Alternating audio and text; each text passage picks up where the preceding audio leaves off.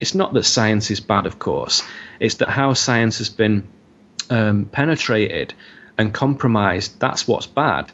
But, of course, people come along and mess the system up in a very delightful way and come out with all these new inventions, and you get the sort of Wilhelm Reichs and Nikola Teslas of the world who really shake it up. And then, 100 years or 50 years after they're dead, we start to realize the impact of what they were saying at the time has actually begun to shape our world now. But when they came out and said it, it was preposterous. And you could say the same thing about researchers like Dr. Judy Wood. Most people just attack her and her theories of 9/11. I think it's the most crazy, nonsensical, damaging thing you could possibly say. And yet, if you look at the work of that woman in particular, in my personal view, you're getting some of the most interesting views on 9/11. And it's very interesting to see how she goes about that.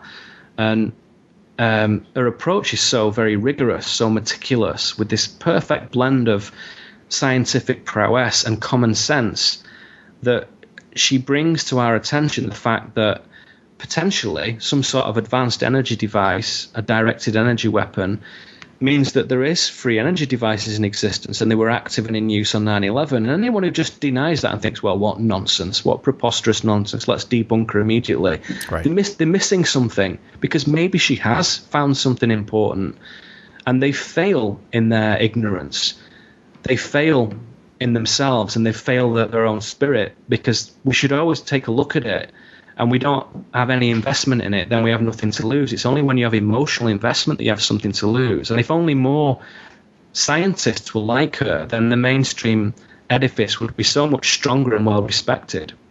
And we go back to validation. Yeah. And those who listen to me know that I've interviewed Dr. Judy Wood a few times, and we are in touch all the time, because we're open-minded here. And when it was presented to me to interview her, the first thing I said was, why haven't I heard of her work before?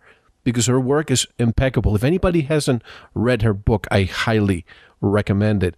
And I said, why isn't this more prevalent, more predominant out there? Why isn't she in the mainstream media when you have so many other people, so-called researchers and experts, architects, engineers, pilots, going out in the mainstream? Why not allow her? I mean, this is a woman with PhDs, and once again, not to talk about the PhDs in academia, but she has the credentials. She has the credentials, though, because she actually uses them in the proper manner. So Exactly. Yes, she has the letters after her name. She has spent the time in the academic edifice. Of course, she has. She's been soaked in that, and yet that woman is absolutely independent. You can see it.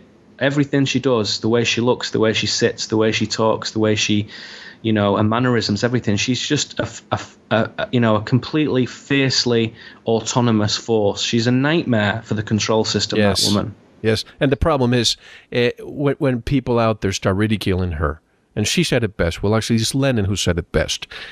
The best way to control the opposition is to lead it ourselves. And what I'm trying to imply here is that sometimes you hear the truth movement, and it could have been infiltrated already. And going back to validation, when I interviewed her, nobody had interviewed her coast to coast, Jeff Rense, some of the other outfits.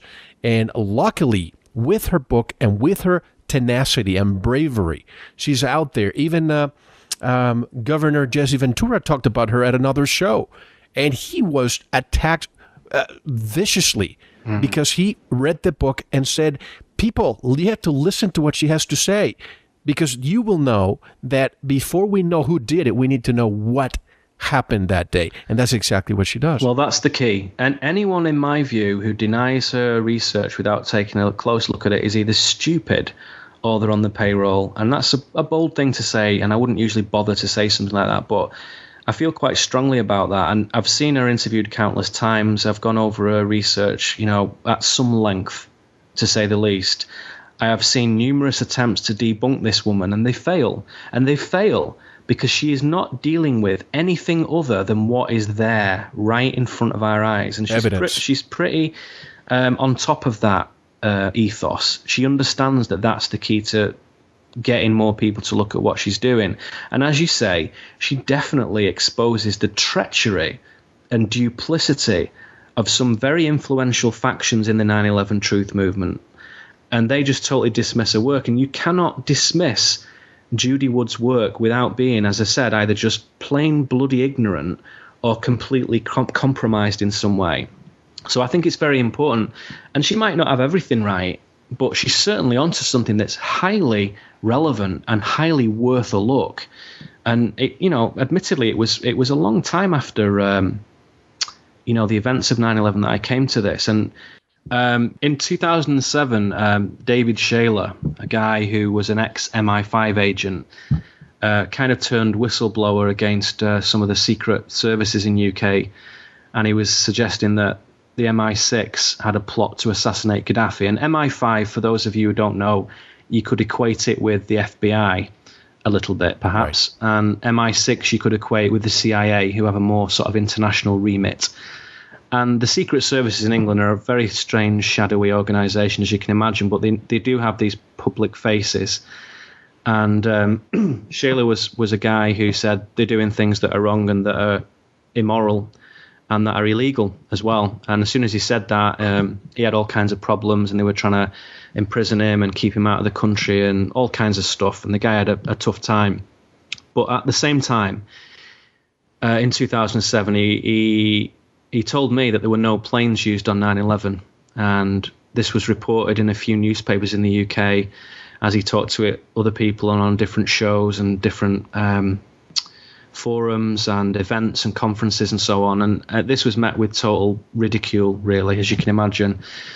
And the next day, he was speaking at a conference in Glastonbury, which is why I was there, and I just bumped into him. I didn't know him before that. I knew of him, but I'd never met him. And he was speaking at the town hall there in this little town in England. And everybody thought he was going to talk about no planes being used on 9/11, which at the time was a very interesting idea. Completely wild, completely fascinating. And actually, when he got up on stage, he talked about some kind of spiritual transpersonal experience he'd had, which involved reincarnation of various famous personages. And he was a recent incarnation of those famous personages. And I'm not going to go into detail because it's quite a personal thing for the guy, but it was very odd.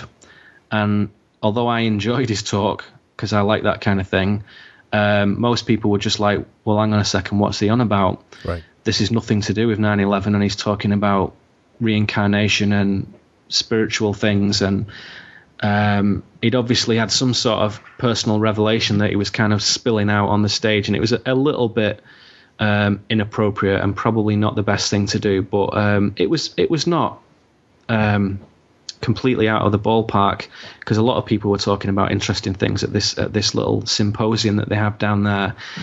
And anyway, a couple of years later, the guy David Shaler is then living homeless, and he's dressing up as a woman, and a very strange way of life he adopts. And I met a friend of his at another conference in 2010, and she told me that Shaler was a compassionate, intelligent, super guy, but he was ill. And she suspected that he'd been gotten to in some sort of psychic or mind control way, which of course is a very controversial and provocative thing to say to anyone in any place. And in the mainstream, that is the talk of madness. But she was aware that I did spiritual work with people, and I do healing work with people, and all this different level of conscious activity. And she said, would I help him? And I said, well, I'll help anybody, but they have to come to me themselves and ask that, and I have to feel it's genuine. And as it turned out, I never heard from him, and I never heard anything of it again. So that was that. But he sowed the seed in my head that something interesting had happened on 9/11. And as I say, more significantly, it wasn't just the fact that it was potentially an inside job, and it was the Americans were complicit in that, which I now happen to think is not as simple as that at all. But he was suggesting that there was a level of technology used that was far beyond what most alternative researchers envisaged, which was a controlled demolition. And then at that same event, I was chatting with Andrew Johnson, who I know you've had on your show. Sure. Great guy, great English researcher. Absolutely. And we were sat in the green room, I think they call it, at the side of the stage. But preparing for our presentations and tapping away on our laptops. And anyway, Andrew and I got talking about 9/11 and talking about the different aspects of that. And he told me lots of interesting things. He told me about various prominent people in the truth movement and comings and goings there that is not proper for me to repeat here. I'll let him say that. But most importantly, he pointed me in the direction of Judy Wood. And this is how I got to her. And he said, Neil, you need to take a look at this woman's work. Oh. So I did. And I'm pretty much of the view now that she's the only person who's put together what is potentially a complete version of events of what happened and how it happened. And as we said, she only really takes the evidence and she avoids theorizing, which is a very, very wise move on her part. But we can infer from her conclusions a number of significant things. And I think it would be fair to say, you might put it like this: the towers didn't collapse, they turned to dust. There's no evidence that planes hit the towers, and there is evidence that there was some sort of energy device used on the day that is not in mainstream knowledge, really.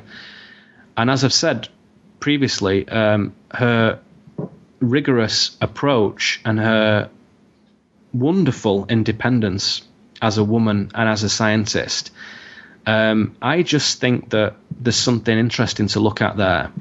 And I'm not really interested in anything other than people who put forward evidence as far as 9/11 is concerned.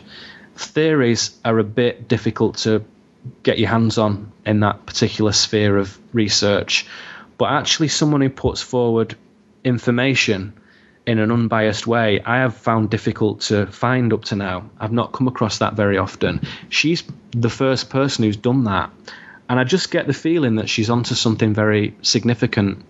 And I'm not interested in the 9/11 truth movement at all. I'm just not interested in that. I don't think it's achieving what it set out to do. If its aims were pure, it's no longer achieving those aims. Only independence can come to reliable, informed conclusions about what actually is there in front of our eyes. And this woman is achieving that. She is achieving that because she's independent, and she's taken a whole lot of shit because of it as well. I know that for a fact, and I think she'll plainly say that in her interviews, and I've heard her on your show. But I don't think she cares anymore. I think she's like, well, whatever, but this is what I think occurred, and I think we need to take a look at it. And what's even more fascinating than all that is the people who won't take a look at her work and who just seek to immediately debunk her. Look at the people who are doing that, and look at the language they use, and look at the motivations for that. That is very, very telling. And I find it incredible, the people who jump on top of her and say this is sheer nonsense. And it's purely because she's inferring something that falls outside mainstream scientific knowledge and falls outside public domain accepted normality. Because she's inferring something along those lines, people feel incredibly uncomfortable and angry about that. And it's very, very enlightening to see how that plays out. And that's all I'll say about that. But I agree with your earlier comment. Anyone who hasn't looked into her work, do it. It's really important, and it has very wide ramifications. And you can listen to plenty of her interviews now, because she's pretty much everywhere. Finally, she I believe, and I'm disappointed in this though, that maybe one day down the road she will be vindicated, and those who criticized her and viciously attacked her are finally gonna know what she was doing years down the road, because the veil is coming down.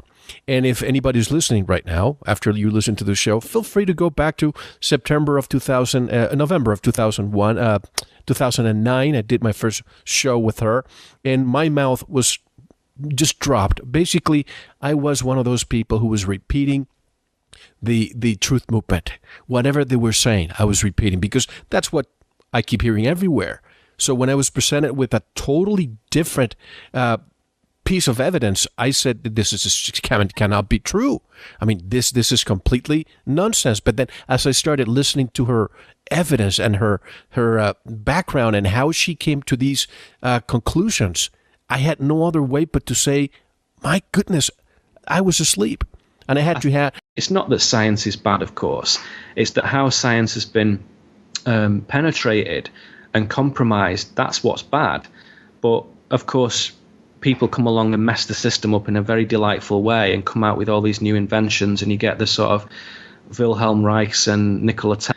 Potentially, some sort of advanced energy device, a directed energy weapon, means that there is free energy devices in existence, and they were active and in use on 9/11. And anyone who just denies that and thinks, well, what nonsense, what preposterous nonsense, let's debunk her immediately. Right. They're missing something on 9/11.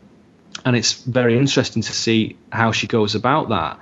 And her approach is so very rigorous, so meticulous, with this perfect blend of scientific prowess and common sense, that she brings to our attention the fact that Teslas of the world do really shake it up. And then, 100 years or 50 years after they're dead, we start to realize the impact of what they were saying at the time has actually begun to shape our world now. But when they came out and said it, it was preposterous. And you could say the same thing about researchers like Dr. Judy Wood. Most people just attack her and her theories of 9/11. I think it's the most crazy, nonsensical, damaging thing you could possibly say. And yet, if you look at the work of that woman in particular, in my personal view, you're getting some of the most interesting views.